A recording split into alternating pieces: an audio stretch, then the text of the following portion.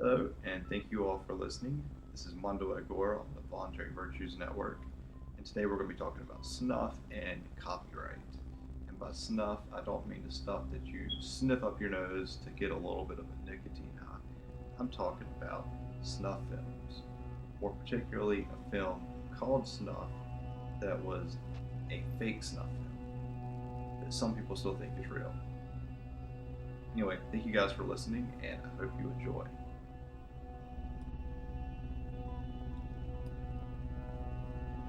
Michael and Roberta Finley hailed from New York. They were early independent filmmakers. Very early. And he started in like the 50s or something, 60s. Anyway, Michael Finley and a friend went and saw a movie at the old exploitation grindhouse theaters in New York. They saw a movie and they're like, hey, you can do better than that. So they got a bunch of people together and they made a film. And they sold this film to a producer, made some money, and they all dropped whatever it is that they were doing and they jumped full time into the filmmaking business. And Michael and Roberta Finley, especially out of this group of people, became pretty well known as filmmakers, pretty inventive, pretty out there. They were known for basically their very violent sexploitation films. It was very, very unique at the time. They had films that incorporated violence at the time, and they had films that incorporated a lot of sex and nudity. They called them nudies or something. But this filmmaking couple, they combined both of them successfully on numerous occasions. They were very inventive in that way, ahead of their time, as you could say. And in the early 70s, they went down and filmed a movie called Slaughter, Argentina. Now, this movie didn't do very good. It was released through the theater system, but it played a very limited run, and they sold the rights to a producer. The copyrights. Sold the rights to this movie to a producer. And this guy shelved it for 4 years. So in the mid-70s, he reads an article about snuff films. And the article said that, snuff films were made in South America.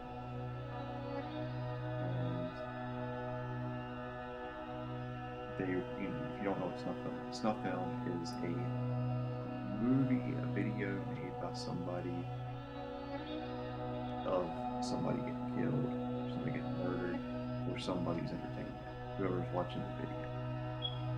And up to this point, it was an urban legend.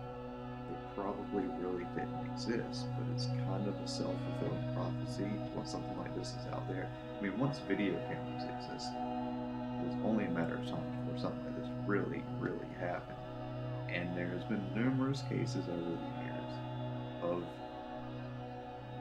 this kind of thing actually showing up. There was a serial killer a few years ago where he was caught, I think, because he was releasing these videos of him murdering people online.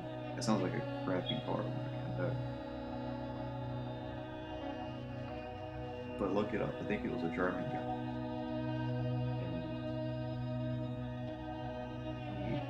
And 3 people or something. I don't know. Alright, back to topic. Back on point here. Moving along. Alright, this producer who bought the rights to this film, he read this article about snuff films, and he was struck with an idea of genius. And this would go on to become Michael and Roberta's Finley's most infamous movie. I would say it's probably been their most famous too. And they didn't really make money on it because this guy owned the rights to it when it actually made a lot of money. And it was this movie that they had previously released, and it didn't do very well. They didn't advertise it very well. They didn't have the same spin on it that it was later put on this film. So this guy reads this article and he has this idea. I'm going to turn Slaughter, re-edit it into a quote-unquote snuff film. He's going to make a fake snuff film. And he actually went and filmed a new ending to it, re-edited this film, and he started sending out these different advertisements, and they were fake, like, newspaper articles where people were angry about the movie, or trying to get it canceled, things like that. He put a lot of negative press out there about his own movie, got it really hyped up, and then he released it, and it did really, really, really well. He made a ton of money on it. It was one of the biggest movies that year, I think. It outdid some quote-unquote respectable movies that we all know of. And I would name some off the top of my head, but I do not remember any. So, anyway, so he released this movie. It does really well, and it is essentially just found art. He took something that wasn't very good, and from all intents and from all accounts, the original film Slaughter was not very good. Just kind of boring, not very exciting, and not very well acted. I'm pretty sure he had to go and add a lot of overdubs to it, because I know the original cast of people didn't speak English, so the film was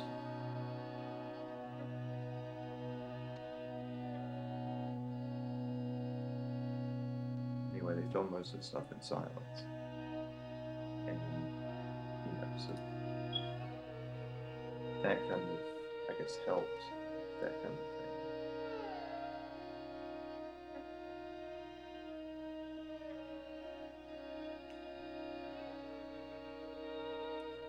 Anyway, the point I'm trying to get to here, or got interrupted or whatever the hell that was. Snuff, this classic horror film, was just found footage. This guy took it, re-edited it, and made something better. But he underwrites to it, so it made it okay. In the modern times, today, there is a website called fanedit.org. And this is a website that's been around for a long time.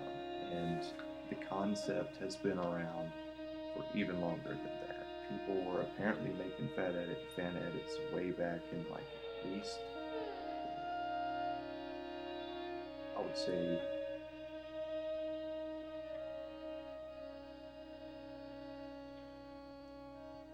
the 90s, early 90s, maybe the late 80s.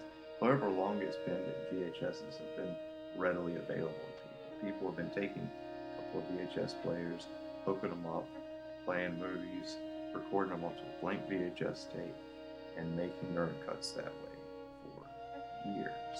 I've come across a few examples of it online. Very, very rough stuff. Not something you really want to sit down and watch when they have all this new ways of editing stuff, the non-linear editing technology, Final Cut Pro, Premiere Pro, Vegas, that kind of stuff. So, excuse me. So what's wrong with this taking something and changing it completely, like adding a completely new flavor to it, making it feel different, making it look different, making it just a completely new product? Now, these people on fanedit.org, they've been taking movies and editing them to the way that they would like to have seen them, or making something completely new out of them. Some people have actually taken several movies and made a completely new movie on this website. And these people are not selling anything. They edit the stuff and they make it available, quote unquote available, for people that have the actual copies of the stuff. You're not supposed to actually see the stuff until you own all the stuff that's in it. It's kind of how they get around their little copyright thing. And they used to upload torrents to their website years ago, but they got a lot of copyright trouble. They almost got taken off the internet, and now it is really difficult to find any of this stuff. I mean, you got to go and you got to search hard to find some of the more basic fan editing stuff that everybody kind of wants to see, that more people want to see. You can find that stuff a lot easier, and a lot of the things that you're looking on the website, you find something that's a little more obscure, but you think it'd be interesting. Chances are you're not going to find that thing anywhere. Right? I don't even know how these people that rate them see them. I have no idea. They must be a lot of friends living in a community somewhere, and they all know each other, and they pass out DVDs or something, because you can't find these things anywhere. And there's some excellent fan edits out there. And I'll say some of my favorites are the extended cuts of movies they make, where they take footage from usually hard to find sources, and they edit it into the main film to make it longer or to change the mood. Army of Darkness has been my favorite movie since I was 8. For years, there's been a cut of this movie on there called the Primitive Screwhead Edition, or cut. And I know they've released a DVD of that now, of a cut called that. It's not the fan edit. Believe me, the fan edit actually takes footage from like a European cut, the television cut, and either the theatrical or the director. Both cuts. The ending they take from either theatrical or the director's cut, depending on which one you'll see. Both of them have been made. The only difference in those two cuts is the ending.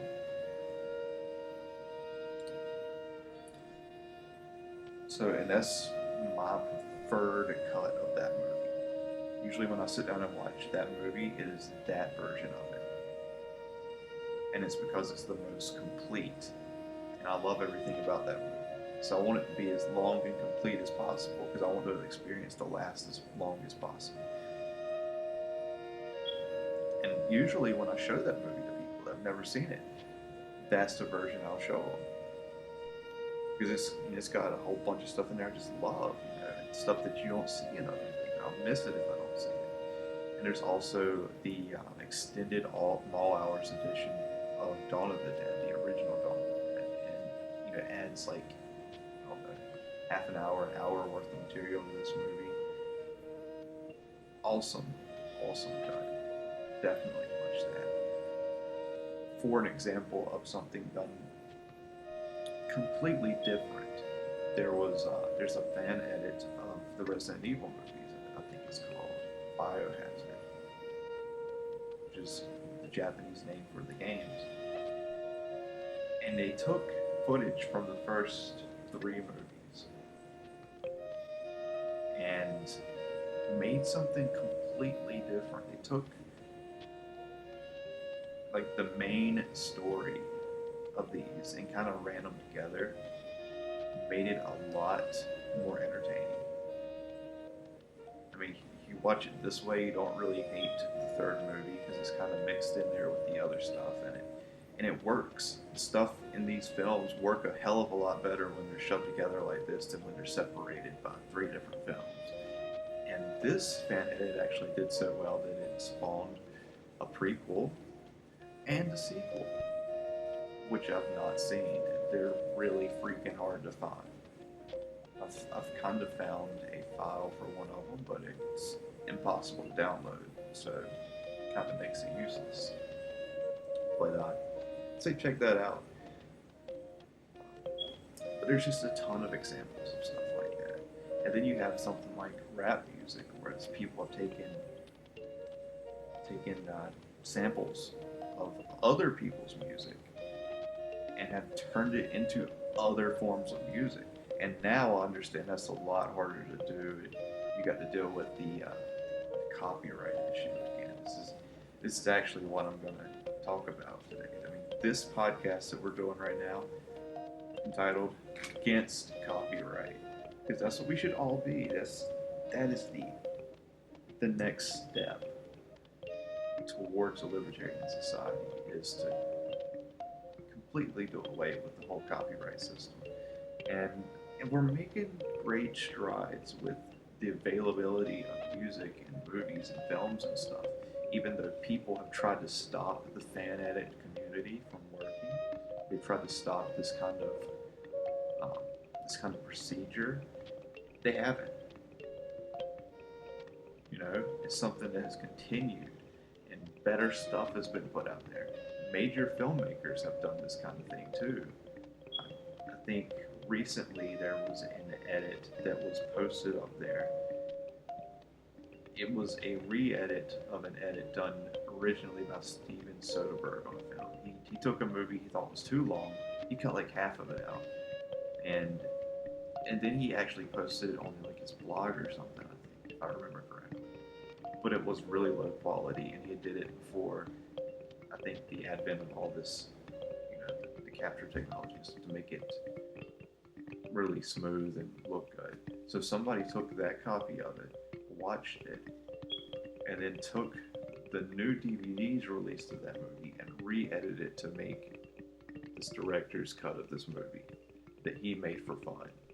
And you can go and watch it if you can find it.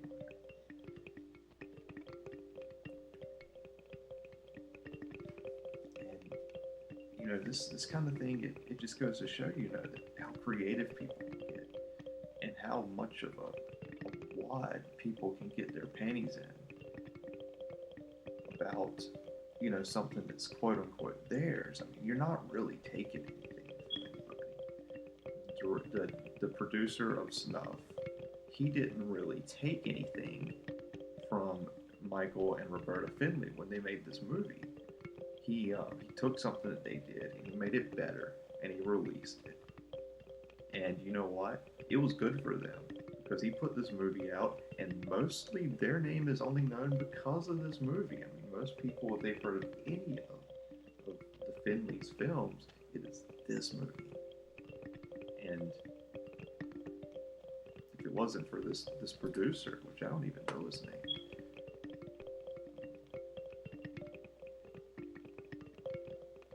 Alan Shackleton. Okay, Alan Shackleton, that's the producer. So, this is just found art. Found art has been something that's existed for many, many years. And a lot of times if you see something like found art in a movie, they're making fun of it. It's they talk about people had found old signs and clothes or something and made a statue with it, and it's so stupid. Found art, yeah, so lazy. Yeah, they try to play it down, but it's just a part. It's like anything else that people do. They build upon something that already exists, and I don't see anything wrong with that. I think that is a perfectly natural thing for being a part of the human race. You take something you like and you play with it. You enjoy it. You try to do things with it that you would like to see done with it. And it doesn't necessarily take away from the original thing that existed. But I don't think it does. I think it may add to it. If you don't like the new thing, don't mess with it. It's kind of like all these remakes they've been doing recently. And I'm not a big fan of these remakes for the most part. But should they not exist? I mean, these people are trying to make money with these movies usually.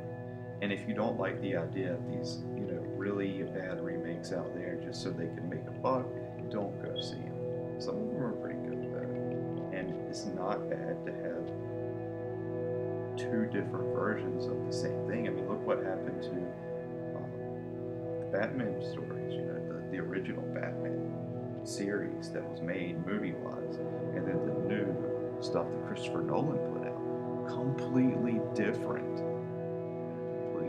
mood, atmosphere, way darker. The first one was pretty dark too, the original Batman movie that Tim Burton made. But I think you get my point. If you make it impossible to expand or change something that exists today, you're not helping anybody.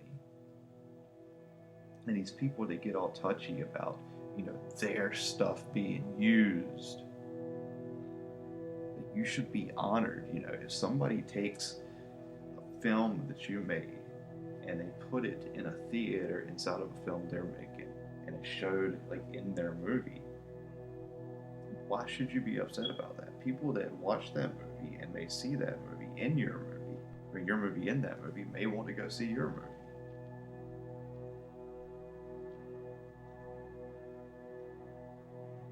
If somebody watches a movie or listens to a song that you made and thinks, I like a lot of this stuff, but I don't like the whole thing. I think it could be better. And a lot of other people, listen to it or see it and say, hey, I don't like that at all. They just ignore it. And then they come along one day and they see the one that just got changed. He redid this song. He re-edited this movie. Whatever he did with it. He shot a different ending and stuck it on the end of this movie. Whatever. You see it and you think, wow, that was really good.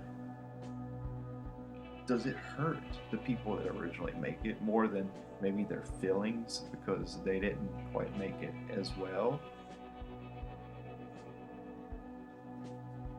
And I think this whole thing extends further than that. This is something that people get upset when other people are able to experience stuff that they either had to wait for or haven't had a chance to. Or maybe they just don't want anybody else to experience it. That kind of thing happens too. Some people, they want to own stuff so nobody else owns it. I want to own this record, this Miles Davis record, or whatever it may be. So nobody else does. Not only so I can have it, but so somebody else can't have it. And that kind of mentality, that's just an extension of the status mentality.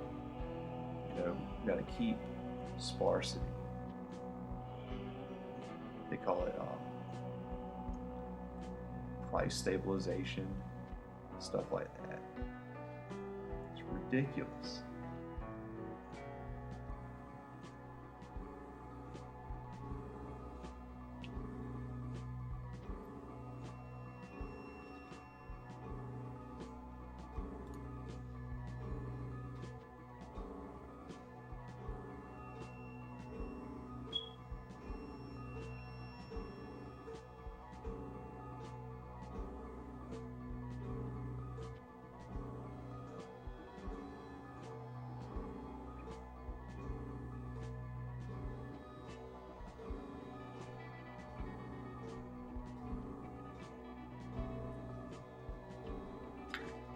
People do not think that artists can make money without the copyright system.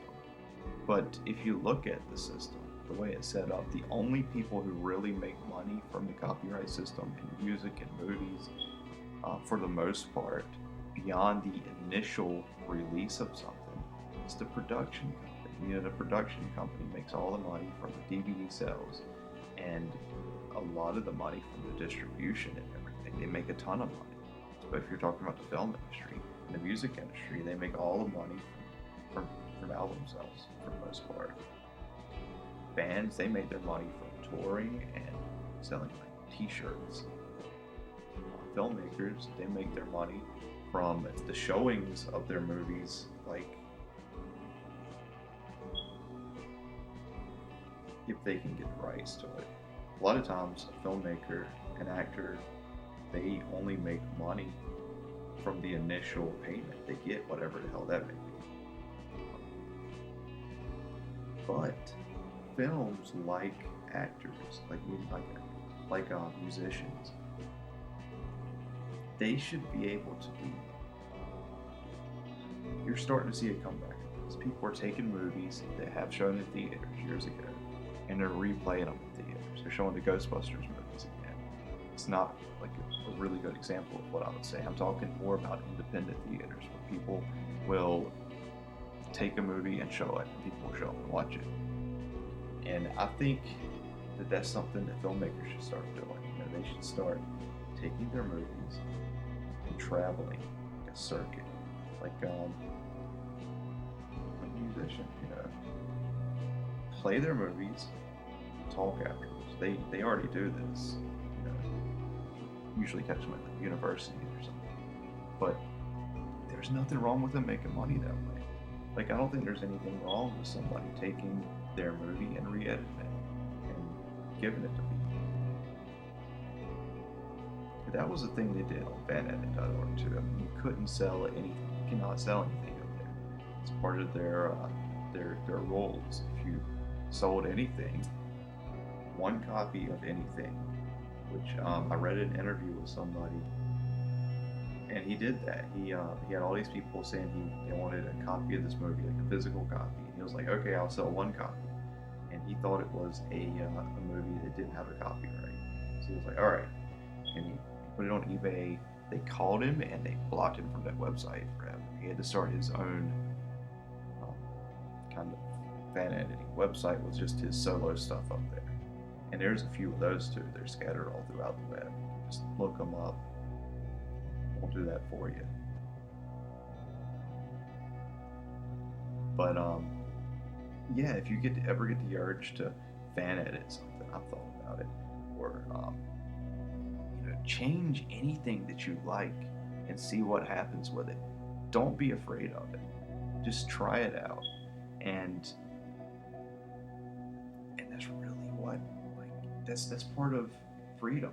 That's part of being human, expanding upon experiences like this and letting other people experience it the way that you kind of see it. There's nothing wrong with that. There's nothing wrong with that. Anyway, think about it, guys. Copyright is also something that definitely hurts musicians, especially independent musicians, and that's why I use it a lot on the show. I like to use scripted music. I don't ask them if I can use it. I just use it for the background music if I enjoy it, and I think other people would enjoy it too. And even though I'm using this music without them getting paid for the music, they are getting exposure, which is a pretty decent trade-off, I think. Anyway, the music here is kind of an ambient drone guitar-based music, which I think is pretty cool. And I thought it kind of fit the atmosphere of today's show. It was done by a guy named Nick Kuepfer, and it's the Phonotaxis Parts 1 and 2. Really cool album, little short album. The whole thing's been used here, but check it out. I'll put a link in the show notes. And I'll see you guys later.